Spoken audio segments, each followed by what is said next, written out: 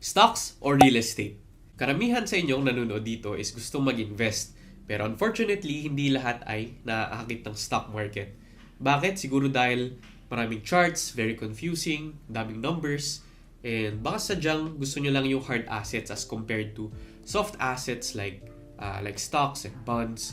So baka mas gusto nyo and mas trip nyo yung mga physical things na nakikita nyo. And aside from that, kung trader ka naman, it's also a good alternative investment. So pwede mo i-diversify yung capital mo kung may extra money ka. So kung isa ka sa mga yon, watch this video because a few months ago, I was very fortunate enough to have Noli Alieje and we had a good conversation about stocks and about real estate. So Noli Alieje is one of the best people when it comes to real estate. So siya yung pinakasikat na guru or personality when it comes to the real estate world. He's named El Subastahero or the King of Foreclosures. So napakalupit ni Sir Noli kasi he was able to acquire more than 4,000 assets, real estate assets, and yung worth nun is 8 billion. So napakalupit niyang tao. So amazing siya. So in our conversation, pinag-usapan namin kung ano yung first step that you can take when you are investing in real estate.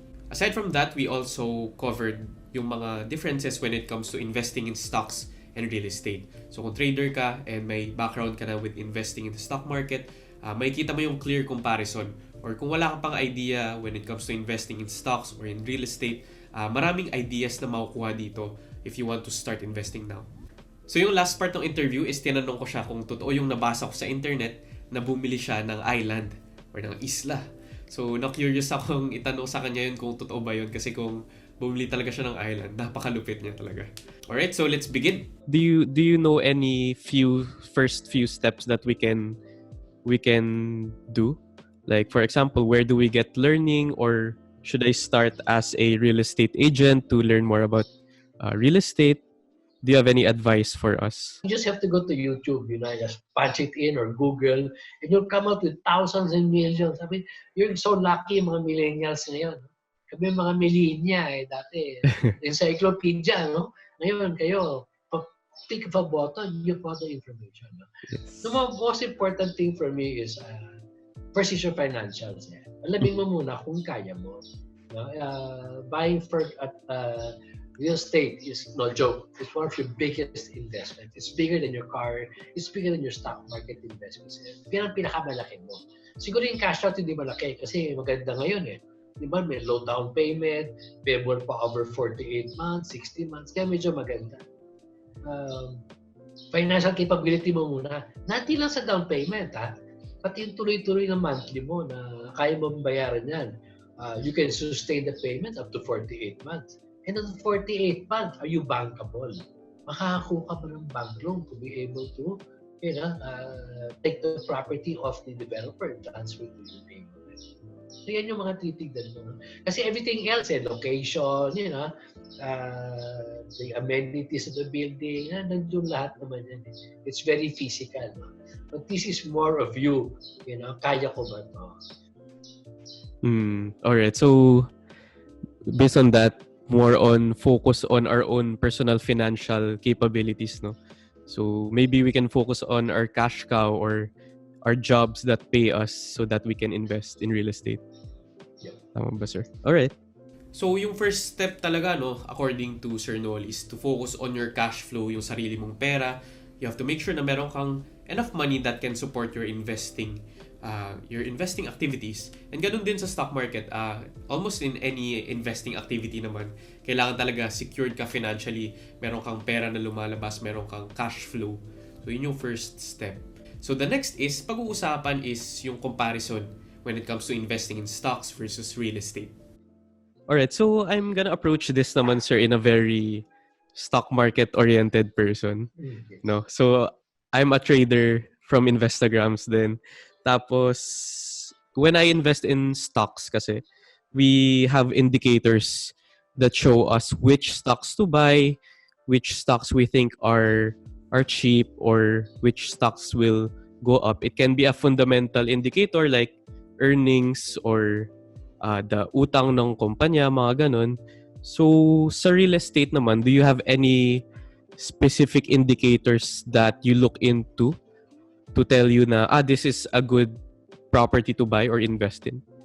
Okay.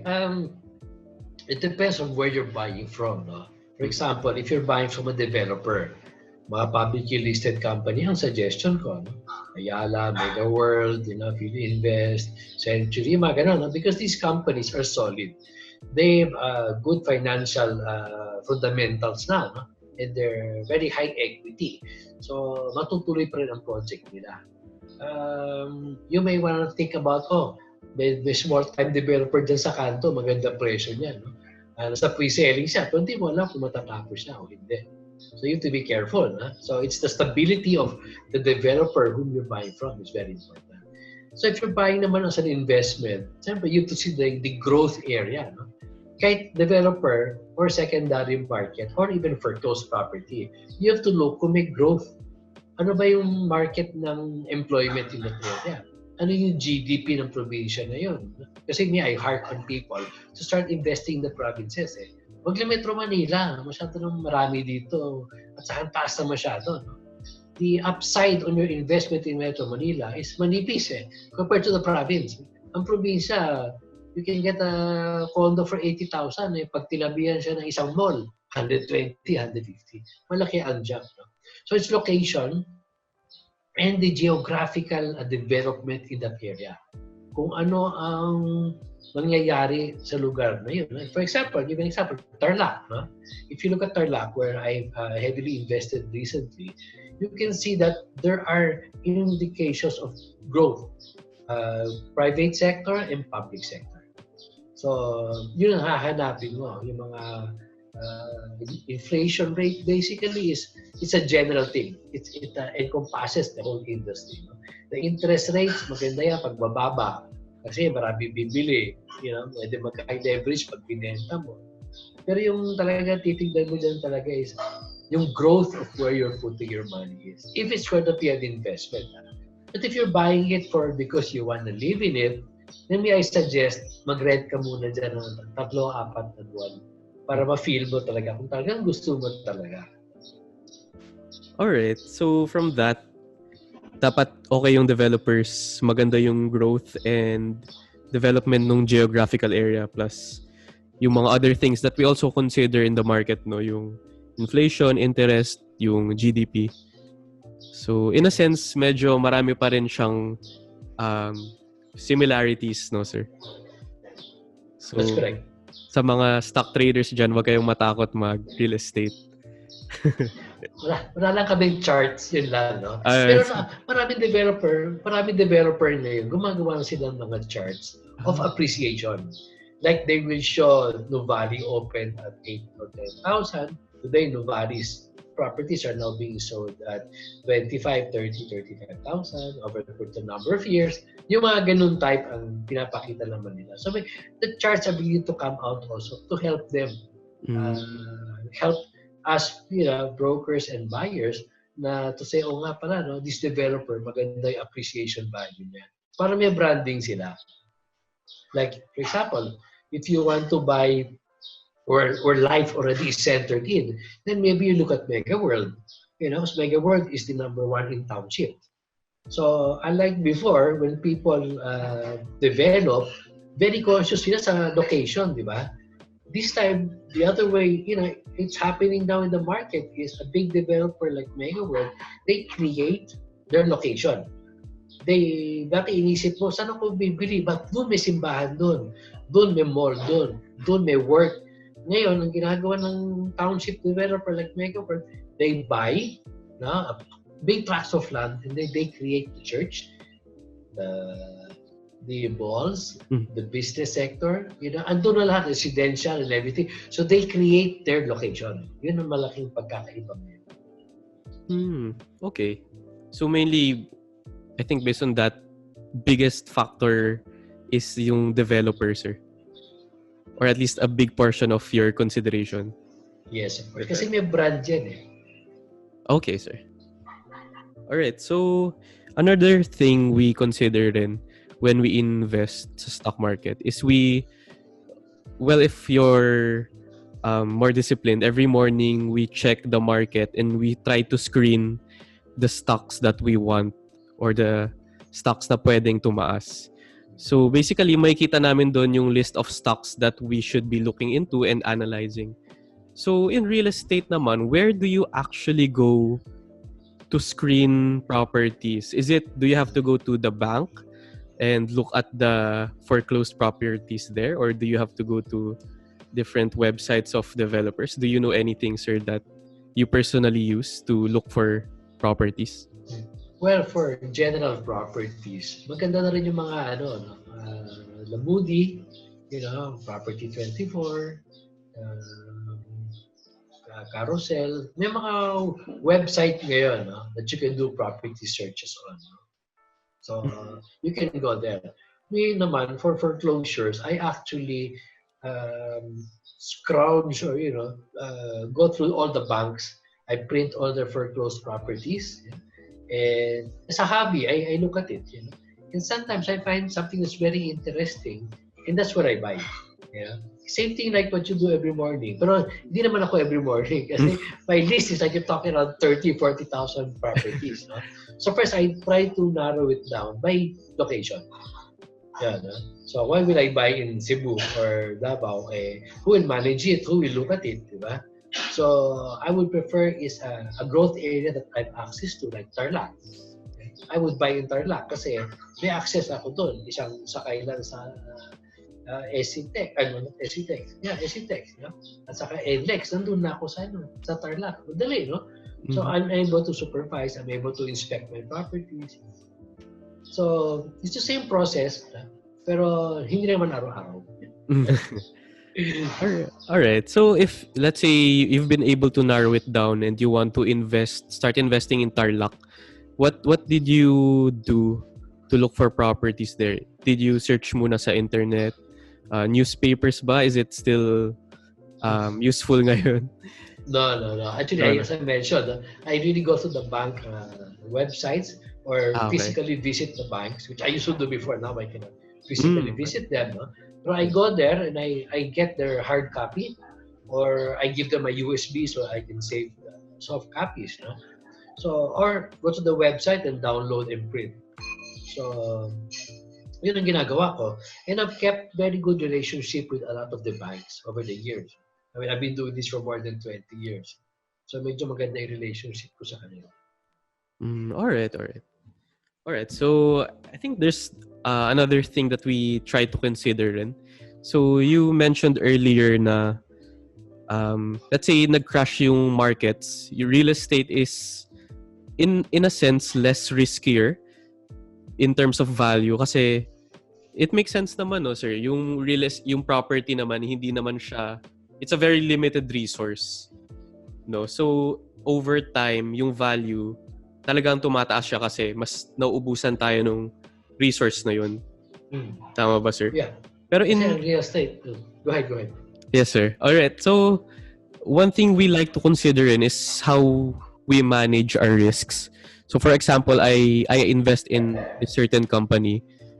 I will limit my risk, for example, to 1% loss. And if it goes 1%, I'm gonna start selling my shares na. So how do you manage naman your real estate investments given na medyo malaki yung capital allocation for that? Okay. Yun siguro na pagkakaiba, no? When your shares are sliding in value, it's easier to liquidate. Yun ang siguro advantage ng shares, ma? Pero mabilis din mag-crash. Like in one day, it can crash by 30%. Bukas, another 20%. The next day, 10%. I mean, malaki, di ba? It takes a steep dive, di ba? And it's stating there, ever so slowly yan. Ang slide niya. Kaya, yun nakikita mo pa rin kung babagsak siya. And you won't be able to unload that quickly. So, ang risk management namin dyan basically is to be able to see the properties that you're buying. You have to be very specific. Hanapin mo palagi kung may demand. Kung may demand yung area na pinupuntahan. No? Kasi, I'll give you an example. No? If you go to SLEX, di ba? The properties on going towards Laguna area, the properties on the left side, I consider that negative migration. On the right side, you see a positive migration. So, saan ka bibili? Sa kaliwa o sa kanan? Di ba? Parang, yun ang naisip ko. Alright. Alright. So, more on less liquid siya, pero you have to look on the demand of the company to lower your risk, no, sir? Yeah. Alright. So, another question I have is about debt or utang. What's your take on this, sir? Do you think people should start getting loans para makapag-invest into real estate? Okay. You have to watch out for your appetite on debt, di ba? Kasi mabilis umutang niya. Totoo lang. Actually, my last video now is I call it BFF with the lenders. And I always say, they're not your best friends, you know. They actually give you money because that's their business, you know. So, for example, you're actually applying for a loan and you tell your account officer, Miss, medyo kulang pa yung papeles ko. Okay lang yan. Di ba? Papa-appraise ko yung property. Ay, wag this weekend kasi wala ako sa bahay. Pwede yan. Wag na problema. Next weekend. Pinautang ka na. Kaya tawagan mo ngayon. Uy, alam mo, may problema ko this 13th. Di ko mababayaran yan. Pwede ba sa 16th ko na bayaran yan? Sige. Di ba? Pwede naman 16. Pero watch out for your penalty. Watch out for your charges. Di ba? So, the lenders are not your best friend. So, you have to be very careful about being highly leveraged. I've seen, that's right, let me go back to 1997, you know. I see so many people were highly leveraged, no? And, you know, a lot of people forget again. They forget history, no? And, you know, we have over 2 trillion worth of real estate loans today. Could you imagine that? You know how many residential houses, commercial condos, that's actually equal to, if you would say 4 million pesos na lang ang average price per property. Ganun kadami ang naka-loan out. Marami din dyan ay mga condominium buyers, house and lot buyers, end users, di ba? And what about those people who actually mortgage their properties to be able to expand their businesses? Marami din yan. So if you're highly leveraged now, I mean, you have to bring it down. I mean, take a look at our government, for example. No? Ang leverage natin ang baba. Ang loans to GDP natin, 40% lang. That's why we're very solid and very strong. So, same with you as an individual. Dapat mababa na ng utang mo. Try to always limit. And if you can accelerate payments of your debts, accelerate. So, for example, now you have extra money, di ba? So, I would say, you try to prepay. Usapin mo yung bangko, mag-prepayment ka. Mumulat ka sila, nag-prepay ka, baliktad. Instead of asking for extension, nag-prepay ka pa, di ba? Ayun. So ayun yung differences when it comes to investing in the stock market or in real estate. May iba't ibang processes of screening, of looking for the right types of properties. May makikita kang indicators that can help you decide, no, if this is a good property to buy, is this a good place or a good area to buy property in. Pili ka lang anong mas trip mo, stocks or real estate, or pwede mo ipag-mix para mas diversified yung capital mo. So kung mas trip mo yung ganitong process, yung mas physical, yung mas nakikita mo, and you are willing to go to the banks, you are willing to search in online platforms for bargain, I think yung biggest factor here is yung capital na kaya mong i-invest. Kasi kapag magsa-start ka in real estate, talagang malaking amount of money yung kailangan mong ilabas. Hindi katulad sa stock market na kahit 1,000 or 5,000, technically pwede ka na mag-start. So ayun, no, kung gusto mo mag-invest in real estate, yun yung mga may expect mo, yung processes, yun yung mga pagdadaanan mo if you want to invest in property, in hard assets. And sa stock market, I would say na mas convenient siya and mas digital kasi lahat kaya mong gawin in the palm of your hands. Konting click lang makaka-buy and sell ka na. Liquidity, of course, mas liquid yung stock market as compared to real estate. Pero, of course, maraming advantages rin yung real estate, no? Like what Sir Noli said. Mas safe ka, mas secure ka dahil yung real estate talaga nandyan lang siya palagi. Di naman siya mawala. At least may something ka na paghahawakan kung nag-apocalypse na or nawala yung mundo, nag-end of the world na.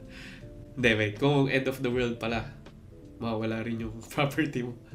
So lastly, totoo nga ba na bumili siya ng island? Medyo fact check na lang, sir, if this is correct. You were able to acquire an island before. Tama ba, sir?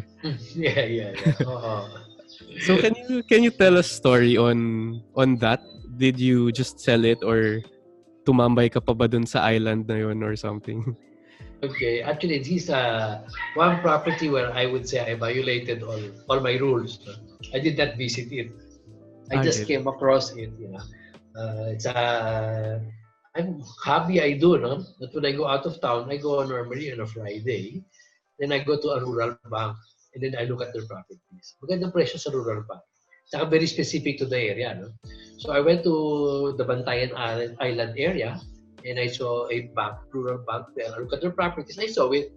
Maganda And I picked it up. Very, very cheap, So I said, without looking, I'm okay with it, And my staff actually went the week after I bought it to inspect it. I mean, sir, maganda, pero lahi pa ng biyahe. So it's really very far. But on my second trip, when I went myself, I went the same route the person passed. It's really far. But on the third time it was visited, I began inquiring from people, no?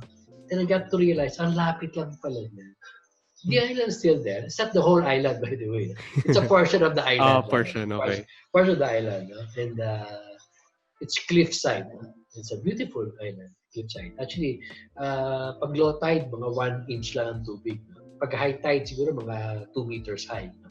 So, with surge of water talaga. So, still there.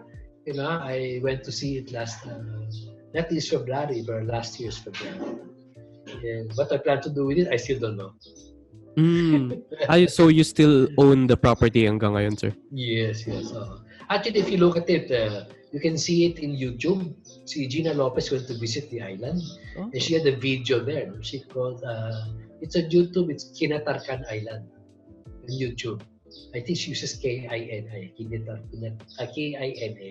Kinatarkan Island. Very beautiful the way her video was done. And last I found out, 6,000 pesos per square meter.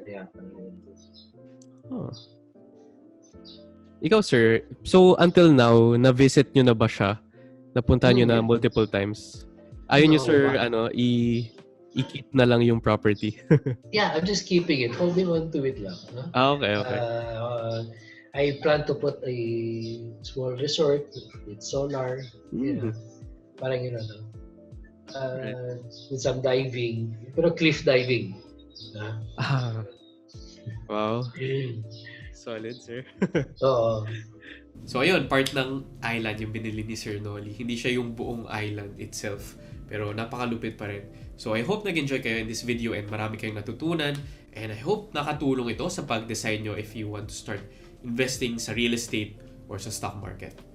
If you are interested in learning about the stock market, about how to invest, meron kaming full program that will teach you the basics to the advanced classes when it comes to investing in the stock market. So i-check nyo yung investalearn.com. And that's it. I hope nakatulong tong video na ito. See you in the next video.